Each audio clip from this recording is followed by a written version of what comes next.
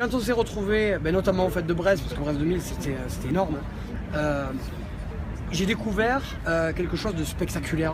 Vraiment, c'était la première impression, c'était quelque chose de spectaculaire. Beaucoup de monde, quelque chose de magique. Sauf que c'était comme si on arrivait dans un parc d'attractions, à la différence que c'était des attractions authentiques. Et en restant, en faisant partie de l'organisation, au bout de quelques temps, au bout de quelques jours, on a fini par parler avec les gens, par parler avec les organisateurs, et on se rendait compte que même s'il y avait l'appui institutionnel naturellement, puisque c'est une fête énorme, il y avait tous les gens de mer de Bretagne qui étaient fédérés autour de cette manifestation, les pêcheurs, les associations, les propriétaires de bateaux, et on se rendait compte que vraiment la colonne vertébrale de cette manifestation c'était ça.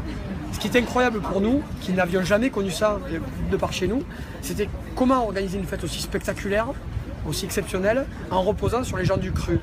Et lorsqu'on rentrait à la maison, on revenait de Bretagne, et Dieu sait que le trajet était long, en voiture, on avait 13 heures de route. On en parlait parce qu'ici on a un patrimoine qui est très riche aussi. On a nos traditions culinaires, nos traditions maritimes, nos charpentiers de marine. On a même des clivages entre nos quartiers, entre les quartiers de pêcheurs de mer et les pêcheurs d'étang. Et on se disait, ça nous galvanisait, c'était un mélange de frustration et de motivation de se dire les Bretons ils ont réussi quelque chose de génial, on a tout sous la main chez nous en Méditerranée pour le faire, il faudrait le faire.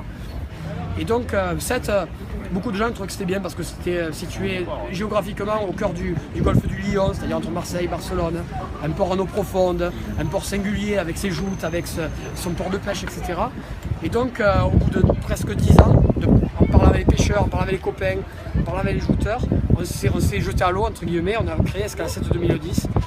Sans jamais avoir eu la prétention de ressembler de près ou de loin à Brest, parce que pour nous Brest c'est quelque chose c'est un superlatif. Aujourd'hui il y a un partenariat avec la Bretagne, avec Brest, avec les fêtes de Brest. Pour nous c'est quelque chose d'exceptionnel. La prestigieuse, la plus grande fête maritime de Brest qui s'associe avec notre fête méditerranéenne, c'est un gage de reconnaissance, de respect, d'amitié, ça nous porte vraiment très haut.